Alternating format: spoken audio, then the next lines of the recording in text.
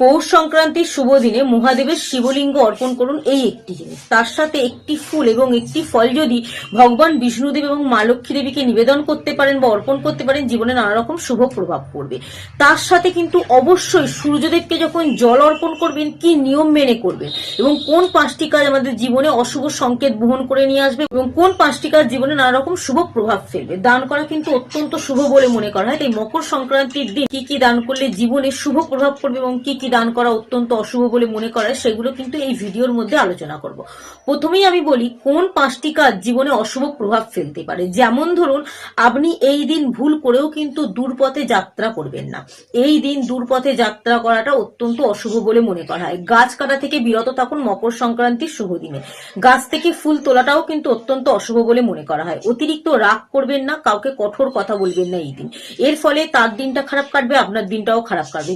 যেহেতু মকর সংক্রান্তির পরের দিন থেকেই জীবনে শুভ সূচনা বয়ে আসে, অর্থাৎ যে কোনো শুভ কাজ বা যে কোনো ভালো কাজে কিন্তু আপনি আগ্রহী হতে পারেন পরের দিন থেকে। তাই এই দিন কাউকে আঘাত দিয়ে কথা বলবেন না। বাড়িতে যদি কোনো ব্যক্তি আসে তাকে খালি হাতে ফেরাবেন না। আপনার সামর্থ্য অনুযায়ী যে কোনো জিনিস তাকে দান করুন। বাড়িতে পশু পাখি এলে তাকেও ফেরাবেন না, তাকেও কিন্তু কিছু দানা শস্য খেতে দিন। অনেকেই দেখবেন এই দিন পুজো না করে, স্নান না করে খাবার আহার করে ফেলে, কিন্তু স্নান না করে, পুজো না করে আহার করবেন না। এই দিন সূর্য দেবতাকে জল অর্পণ করতে ভুলবেন না, পূর্ব দিকে মুখ করে। শুধু জলের সাথে কিছু না মিশিয়ে, শুধু যদি আপনি জলের সাথে গঙ্গা জল মিশিয়ে এবং লাল একটি ফুল দিয়ে সূর্য দেবতাকে জল অর্পণ করতে পারেন, জীবনে শুভ প্রভাব পড়বে। এবং কোন পাঁচটি কাজ আমাদের জীবনে শুভ প্রভাব ফেলতে পারে? প্রথমটি হলো, এই দিন যদি আপনি গঙ্গা স্নান করতে পারেন অত্যন্ত শুভ। যদি গঙ্গা স্নান করতে নাও পারেন তাহলে কিন্তু অবশ্যই স্নানের জলে কিছুটা পরিমাণ গঙ্গা জল মিশিয়ে আপনি স্নান করতে পারেন। এতে কিন্তু আপনি নিজেকে শুদ্ধ করতে পারবেন। এবং যদি আপনার মধ্যে থেকে নেতিবাচক শক্তি কমাতে চান, অবশ্যই কিন্তু স্নানের জলে কিছুটা পরিমাণ কালো তিল মিশিয়ে স্নান করা অত্যন্ত শুভ বলে মনে করা হয়। এই দিন কিন্তু আপনাদের মনে রাখতে হবে, কালো তিল যে কোনো খাবারের সাথে মিশিয়ে খাওয়াটা শুভ। এই দিন আপনি দান করতে পারেন, দান করাটা এই দিন শুভ। যে কোনো শিব মন্দিরে গিয়ে পুজো করাটা অত্যন্ত শুভ। বাড়িতে অবশ্যই চাষিরা যারা কৃষক আছেন, ফসল ফলান, তাদের জন্য অত্যন্ত শুভ। কি বলুন তো, এই দিন আপনি আপনার বাড়ির মধ্যে যে দেবতারই পুজো করেন না কেন, সূর্য দেবতার পুজো করতে ভুলবেন না। আলপনা এঁকে সূর্য দেবতার পুজো যদি চাষিরা বা কৃষকরা করতে পারে বা সকল ব্যক্তি যদি করতে পারে, জীবনে নানা রকম শুভ প্রভাব পড়তে বাধ্য। আপনার জীবনে নানা রকম শুভ প্রভাব পৌষ সংক্রান্তির পরের দিন থেকেই পড়তে শুরু করবে, যদি এগুলো আপনি ভক্তি এবং শ্রদ্ধার সাহায্যে করেন। তার সাথে মনে রাখা দরকার, এই দিন দান করলে আমাদের জীবনে নানা রকম পুণ্য আমরা অর্জন করতে পারবো। তবে কি দান করবেন, কি দান করাটা অত্যন্ত শুভ?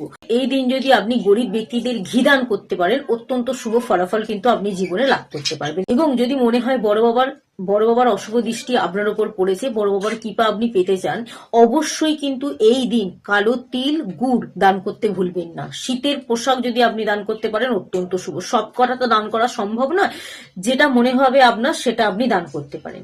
এছাড়াও এই দিন যদি আপনারা ভগবান বিষ্ণুদেব এবং মা লক্ষ্মী দেবীকে পানি, ফল আর নারকেল পুজোর সময় অর্পণ করতে পারেন প্রসাদের মধ্যে, অর্থাৎ ভোগেতে, তাহলে কিন্তু মা লক্ষ্মী দেবী এবং বিষ্ণু দেবতা অত্যন্ত খুশি হন।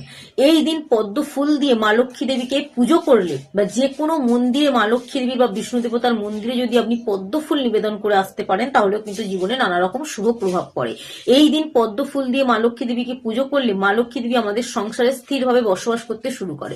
ফলে আমাদের আর্থিক দিকের উন্নতি কিন্তু অতিরিক্ত পরিমাণে বৃদ্ধি পায়। অর্থাৎ আপনি অতিরিক্ত পরিমাণে পরিশ্রম করলে সেই পরিশ্রমের ফলাফল কিন্তু আপনি হাতে নাতে দেখতে পাবেন। নতুন বছর এবং নতুন যে মাসটি পড়ছে, সেই মাসটা কিন্তু আপনার খুব ভালো কাটবে।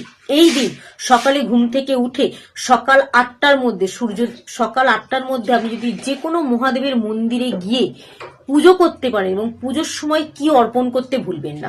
একটি আকন্দ পাতার মধ্যে কিছুটা পরিমাণ মধু নেবেন, একটা বেলপত্র দেবেন, শিবলিঙ্গ অর্পণ করার পর তার উপর কাঁচা দুধ অর্পণ করবেন এবং ওম নমঃ শিবায় এই মন্ত্রটি যদি আপনি 108 বার জপ করতে পারেন খুব ভালো হয়। এই দিন সারাদিনে যখন ইচ্ছা ওম নমো ভগবতে বাসুদেবায় নমঃ এই মন্ত্রটি যদি আপনি যতবার ইচ্ছা জপ করতে পারেন, আপনার যখন সময় হবে তখন যদি এই মন্ত্রটি জপ করতে পারেন, ভগবান বিষ্ণুদেবের আশীর্বাদে আমাদের মধ্যে থাকা অশুভ শক্তি দূর হবে এবং আমরা যে কোনো কাজে কিন্তু প্রচন্ড পরিমাণে আগ্রহী হতে পারবো। এবং যখন আপনি প্রতিটা রাশির ব্যক্তিরা যখন সূর্যদেবকে জল অর্পণ করবেন তখন কিন্তু ওম সূর্যায় নমঃ এই মন্ত্রটি 11 বার জপ করতে ভুলবেন না। অবশ্যই কিন্তু পৌষ মাসের সংক্রান্তির দিন, মকর সংক্রান্তির দিন, যেটা পড়েছে 14ই জানুয়ারি, এই দিনটা কিন্তু আপনারা সুন্দরভাবে নিয়ম মেনে এই কাজগুলো করতে থাকুন। জীবনে নানা রকম শুভ প্রভাব পড়তে কিন্তু বাধ্য।